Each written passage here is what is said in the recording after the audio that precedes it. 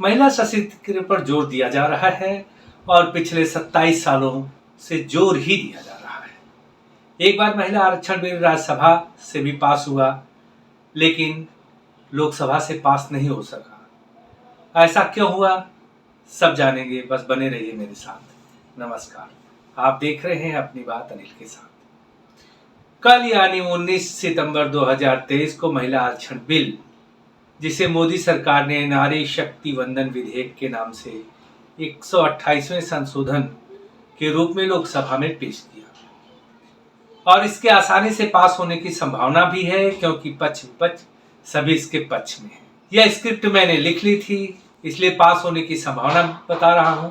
लेकिन यह बिल 2/3 बहुमत से, क्योंकि संविधान संशोधन था, तो संविधान संशोधन में होता ऐसा है कि 50% से अधिक मत भी होने चाहिए सदस्यों की संख्या के, और जितने लोग उपस्थित है उसमें 2/3 बहुमत भी होना चाहिए। इसलिए वोटिंग भी जरूरी थी, कराया गया। 454 मत पड़े तो सारे संशोधन सब कुछ पास हो गया है आज। लेकिन यह पास तो हो गया, लेकिन पास होना जितना आसान था, इसको लागू होना उतना आसान नहीं है, क्योंकि इसमें अभी कई सारी चीजें बाकी हैं। कुल मिला करके कि 2024 में यह फायदा महिलाओं को नहीं मिलने वाला है, यानी 2024 तक यह आरक्षण लागू होने वाला नहीं है। अब यह होता है कि विशेष सत्र का हिस्सा क्यों बनाया गया। अब यहाँ पर आशंका है कि मोदी जी विशेष सत्र में क्या विशेष करने वाले हैं। तो एक विशेष काम था, लेकिन इन्होंने एजेंडा में इंक्लूड कर दिया था, तो आगे कुछ और विशेष होना बाकी है, जो अगले 2 दिन का सेशन है। तो विपक्ष इस समय समर्थन कर रहा है। आज जो विपक्ष इस बिल का समर्थन कर रहा है, तो पहले क्यों नहीं किया, और ये पहले भी कर रहा था तो क्यों इसे 27 साल तक घसीटा जाता रहा। तो आइए डालते हैं एक नजर इसके 27 साल के सफर पर। पहली बार यह बिल 12 दिसंबर 1996 को एच डी देवगौड़ा की सरकार ने पेश किया था। तब उसे स्टैंडिंग कमेटी के पास भेज दिया गया था और ये बिल पास नहीं हो सका, ठंडे बस्ते में चला गया था। जून 1997 में संभवतः गुजरात सरकार ने कोई कोशिश की थी, लेकिन कुछ भी नहीं हुआ। लेकिन उस समय शरद यादव ने विधेयक का विरोध करते हुए कहा था कि परकटी महिलाएं हमारी महिलाओं के बारे में क्या समझेंगी और वो क्या सोचेंगी। 1998 में 12वीं लोकसभा में 13 जुलाई को बिल की कॉपी आरजेडी के सांसद ने फाड़ दी थी, जो कि वाजपेयी सरकार द्वारा लाया गया था। 1999 में 13वीं लोकसभा में अटल बिहारी वाजपेयी सरकार, एनडीए की सरकार जो हुआ करती थी, आरक्षण बिल को पेश नहीं किया, कोशिश की, लेकिन दोनों बार असफल रही। वाजपेयी सरकार ने 2003 में एक बार फिर महिला आरक्षण बिल पेश करने की कोशिश की, लेकिन प्रश्नकाल में ही जमकर हंगामा हुआ और बिल पारित नहीं हो पाया। वाजपेयी सरकार ने कुल 8 बार इस बिल को लाने की कोशिश की, लेकिन सफलता एक बार भी नहीं मिली। एनडीए सरकार के बाद सत्तासीन हुई यूपीए सरकार ने 6 मई 2008 में प्रयास किया, लेकिन विरोध के कारण यह ठंडे बस्ते में चला गया और 22 महीने बाद 2010 में महिला आरक्षण बिल को राज्यसभा में पेश किया गया और 9 मार्च 2010 को राज्यसभा में महिला आरक्षण बिल को एक के मुकाबले 186 मतों के भारी बहुमत से पास किया गया। लेकिन इसके लिए सपा, आरजेडी और लोक जनशक्ति पार्टी के सांसदों को सस्पेंड तक करना पड़ा था। बीएसपी वोटिंग से पहले सदन से बाहर चली गई थी, तो वहीं टीएमसी ने मतदान में हिस्सा नहीं लिया। राज्यसभा में जिस दिन बिल पास किया गया, उस दिन सपा और आरजेडी के सांसदों को मार्शल द्वारा बाहर करना पड़ा था। लोकसभा में यह बिल रखा ही नहीं गया, क्योंकि सपा और राजद ने सरकार के समर्थन वापस लेने की धमकी दे दी थी।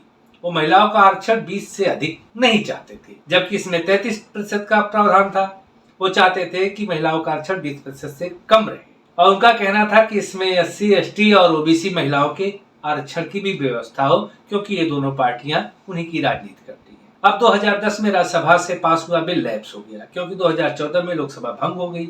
इसलिए राज्यसभा से दोबारा पास कराना होगा। जैसा कि अमित शाह जी ने भी कहा, मैं कानून का ज्ञाता नहीं हूं, इसलिए इस विषय पर मेरी कोई अंतिम राय नहीं हो सकती। बीबीसी लिखता है कि बिल अभी भी राज्यसभा में जिंदा है, और यदि लोकसभा से पास हो जाता है तो इसे राज्यसभा से पास करने की जरूरत नहीं है, जबकि इसे राज्यसभा से पास कराना होगा।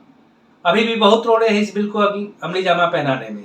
इस बिल को अमली जामा पहनाने के लिए संविधान संशोधन होने चाहिए। अब ये राज्यसभा से पास कराना है तो क्या हो जाएगा? जैसा मैं बता चुका हूं कि 2/3 बहुमत चाहिए। लेकिन आज जो वोटिंग हुई है लोकसभा में, उससे साफ साफ पता चलता है कि राज्यसभा में भी इस बिल को पास कराने में कोई रुकावट नहीं आएगी। मायावती जी ने संदेश दिया कि वो चाहती थी कि 50% का आरक्षण दिया जाए महिलाओं को, लेकिन उन्हें कोई आपत्ति नहीं है। इस स्वरूप में वो बिल का समर्थन कर रही और किया भी। सपा सांसद डिम्पल यादव ने कहा कि समाजवादी पार्टी ने हमेशा इसका समर्थन किया।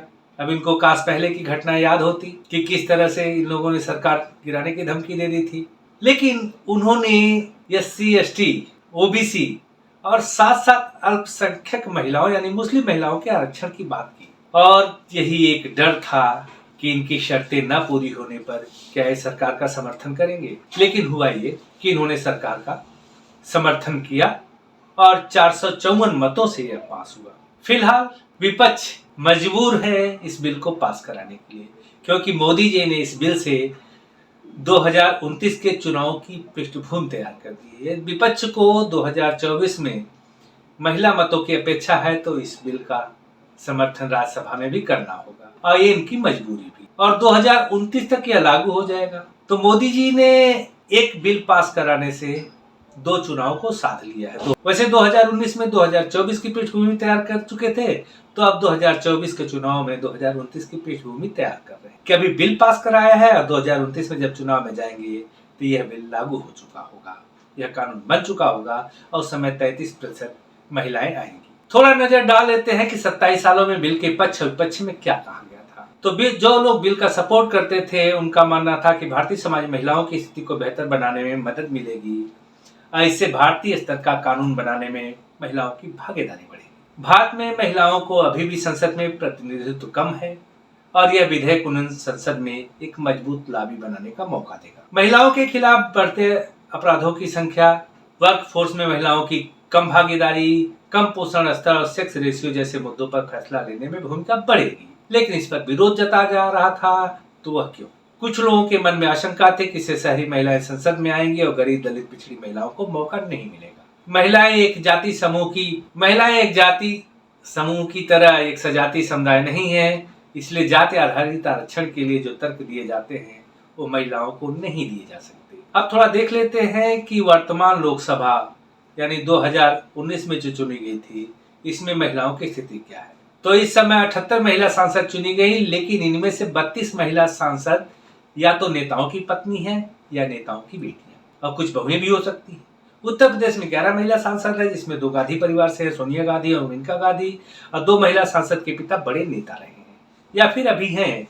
एक महिला सांसद के पति राजनीति करते हैं, यानी 5 सांसद नेताओं की पत्नी, बहू और बेटी है। बिहार से 3 महिला सांसद है, लेकिन तीनों नेता की पत्नी है। झारखंड से 2 महिला सांसद है, दोनों अपने पति की राजनीतिक विरासत को आगे बढ़ा रही है। 48 सीटों वाली महाराष्ट्र में भी 8 महिला सांसद हैं, इनमें 4 नेताओं की पुत्री तो 2 नेताओं की बहू हैं। बंगाल से 11 महिला सांसद हैं, जिसमें 4 सांसद फिल्मी बैकग्राउंड से हैं। यानी अभी 2019 के चुनाव में जो महिला सांसद बनी हो उनमें अधिकतर या तो राजनीतिक परिवार से है या फिर ऐसे बैकग्राउंड से कि उन्हें टिकट देने पर जीत निश्चित हो, ऐसा माना जाता है। महिला सशक्तिकरण के लिए अभी तक किसी ने टिकट नहीं दिया है। ऐसे में जब मंगलवार को लोकसभा में बिल पेश हुआ तो ये बात साफ दिखी कि सब महिला आरक्षण बिल का समर्थन करते हैं, लेकिन फिर दूसरा हाथ दिखाकर कहते हैं कि कंडीशन अप्लाई। ऐसे में बिल अटकने का सवाल नहीं है, क्योंकि सबने इसके पक्ष में दिया है।